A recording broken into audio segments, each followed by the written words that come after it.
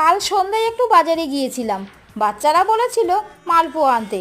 কিনতে গিয়ে দেখলাম মালপোয়ার থালার উপরে হাজারো মাছি ভন ভন করছে। আর ইচ্ছা করলো না, না কিনে চলে এলাম।